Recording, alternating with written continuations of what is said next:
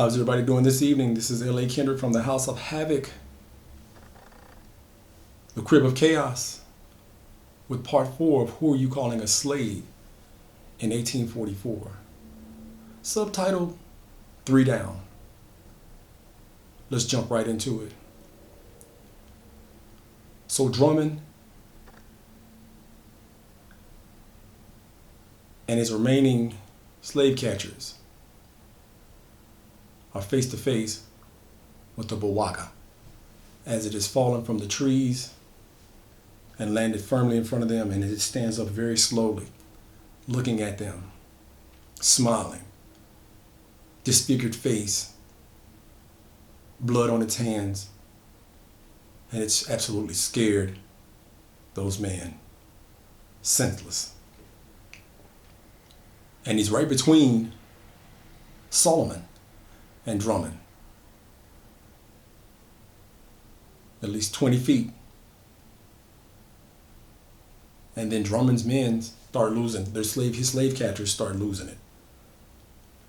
Sweet mother of God, Jesus Christ, it's true that that son of a bitch is right in front of us. Oh my God, we should have left when we had the chance. Drummond, you're gonna get us all killed. Drummond is speechless at this point, because he could see it. He could see the stitched together body parts of slaves that have been pulled apart and mutilated and violated. He can see the hell and anger and fury, even with the sinister smile of the Bawaga. God damn it. What are we going to do now? We got to fight this thing. We can't let it do. I don't know if there's any way we can fight it. I think, all right, man, just get out of here. Just scatter. I'm going after that boy. I'm still going after him. You will be going after no one. Your life is forfeit.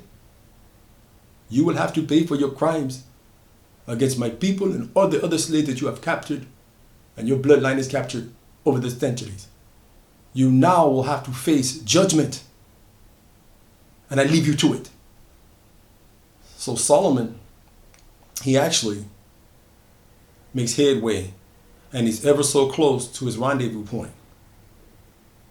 There's a little bit more water, I think, that he can see in front of him. And, you know, between the little dry land marshes, it's like patches of dry land, marsh, dry land, marsh. So he can actually see his destination according to the flat rock map that he has.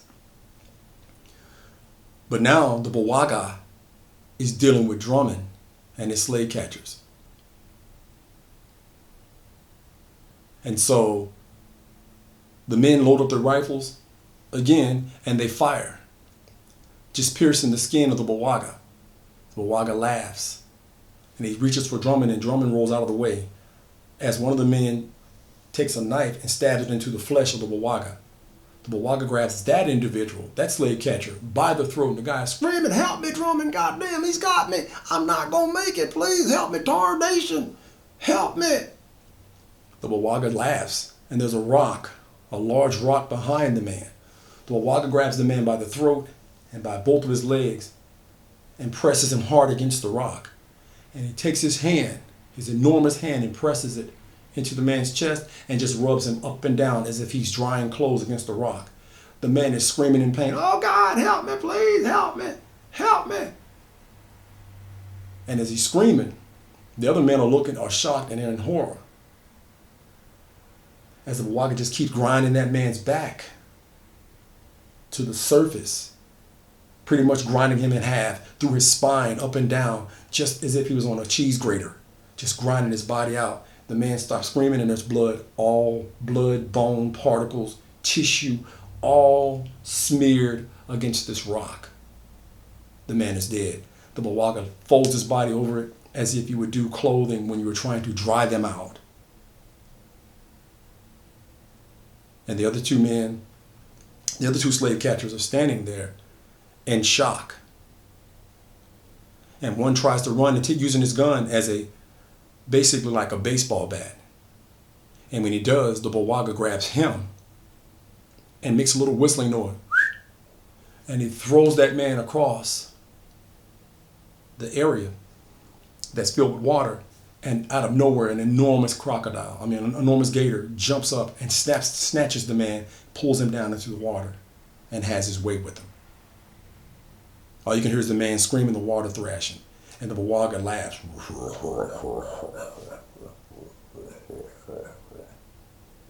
So,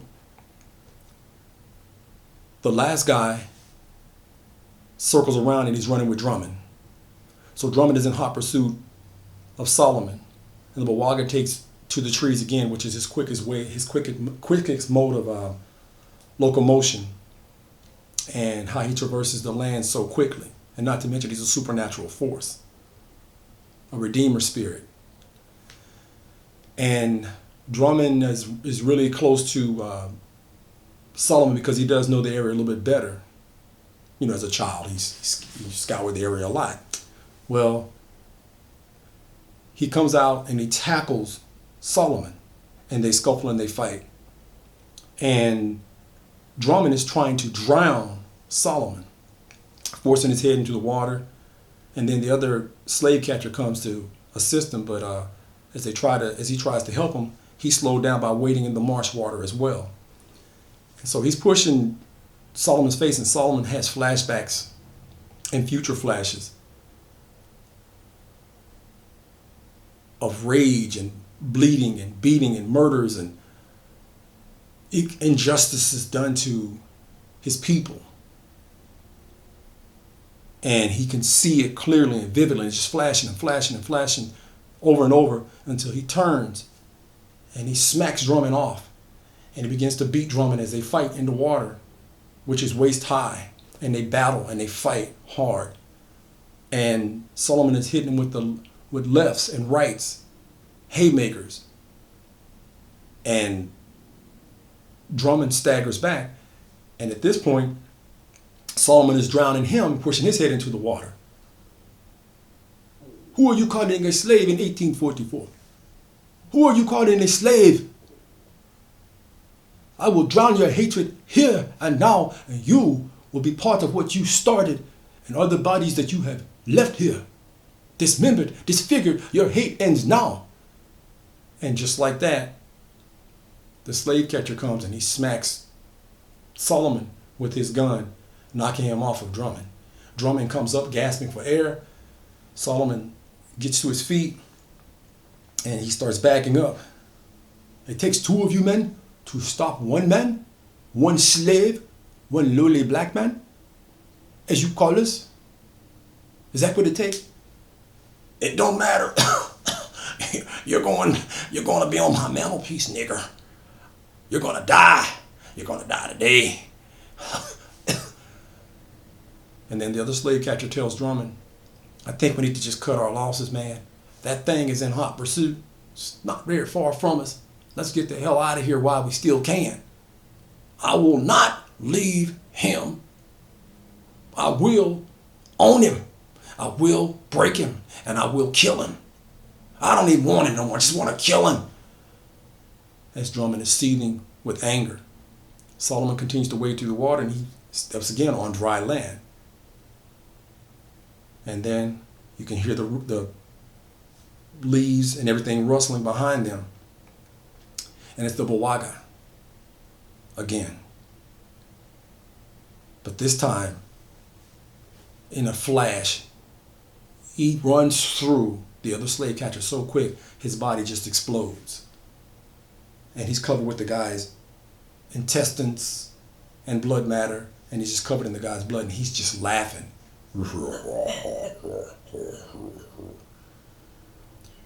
And he actually says a few words. You're a part of this. I will kill you. You are filled with hate. I am the patchwork of your hate. Tortured souls, tormented souls. And now, your soul belongs to me. Drummond doesn't want to hear this, and Drummond is freaking out. And Drummond shoots him square in the face. Damn bullets don't work. What works on you? The Bawaga tells him, your soul. It must pay for its crimes against slaves, and I am the vengeance of the slaves. And Solomon talks to him at that point. I told you, your life will end here. You will be the slave. You will be the one that forfeits your life tonight. You will be part of the story. You and your dog, racist slave catchers. I will be free. I will be free this night. No, you won't, boy. I don't even know what this thing says behind me, Drummond says as he's clearly distraught and crying, but unwilling to yield and let it go. But wouldn't matter anyway. He's got entirely too much blood on his hands. So the Bawaga jumps on Drummond in the swamp water, and he picks him up by the scruff of the neck. And at this point, Drummond knows it's over. Solomon looks back as the Bawaga holds Drummond high up over his head with one hand by the scruff of the neck. And they both sink into the swamp water slowly. And you can hear the screams and cries of Drummond. Oh God, help me. Oh my God, it can't end like this. This is horrible. Oh God. And he's dragged under the water. And the last thing that Solomon can see, the last two things that he actually sees are the glowing red eyes of the Bawaga sinking into the swamp water. And Solomon is none too pleased to see Drummond slowly fall behind him. Solomon continues to make his way through,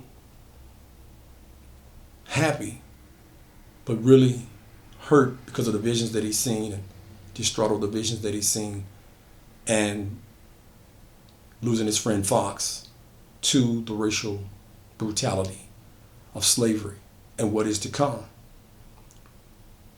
He knows that his friend Fox and many of the slaves had just received justice this night. And as he says, at the time, the distance and the time is collapsed and evaporated simply because now the boat's awaiting him. And there are Moors there waiting to escort him to where he needs to go. And lo and behold, it's Solomon's father and mother waiting for him. Oh my God, my parents. I never thought I'd see you again. Actually, what Solomon is, he's a prince of an African nation, tribe, whatever you want to call it. And they board the boat, and as they embrace him, crying, embracing each other, the whole nine. The ordeal that Solomon had just gone through, as he's entering the boat, he can see back lights at the plantation. The plantation is on fire. He can see it burning. And he knows that the Bawaga will go for the rest of Drummond's bloodline. But he knows he's just endured an ordeal that was pure hell. Even for the short time that he was there, stolen from his land, watching the horrors of the Bawaga, the Redeemer, vengeful spirit. He can see it all so clearly in his mind, the future that is to come. But he's going home, and he's definitely going to make a difference in his nation. But he's just lived two horrifying experiences. One that he's not too upset about, and the other that he knows is a bigger threat than the Bawaga will ever be. The historical stain of slavery. Okay, so we're going to wrap it up there. This is part 4 of Who You Calling a Slave in 1844. Subtitled, 3 Down. Now, again, you guys, this is for, tricks or treat, because Halloween is coming up in a couple of days. The month of Halloween, should I say. And like, share, comment, subscribe, please. Again, this is something to take your mind off of the everyday humdrum and things that we're going through right now. And it's just a way to express. All the work is copyrighted 2020. These are short stories, not too much detail, not too much, just enough to keep your palates wet. So when I get my new stuff out, my fans, the fans that are out there listening, and just getting you guys tied over. Again, if you want to donate, you can. My Cash App is $outrage95. You guys want to donate, please feel free to do so. I have work already published on Amazon, Barnes, Ingram, Nook, Kindle. I already have published work out. Something for the adult sci-fi. We have something for educational for children called The Benefits of a Bully. Like I say, guys, I'm constantly staying busy and I have a lot of work out there. But, hey, all support is appreciated and needed and necessary to bring you guys original content, original stories. All right? So we're going to close it out. We're going to be back hard next month with a lot more horror, because it is the month of October, right? Halloween. So remember, this is L.A. Kendrick coming from the House of Havoc. Make sure you check under your beds. You check your closets. You check all the dark recesses of your home. And if you happen to work at night, make sure you check your surroundings and underneath your car. Because you never know what's lurking in the dark to make you a story. And this has been L.A. Kendrick, bringing you the heavy.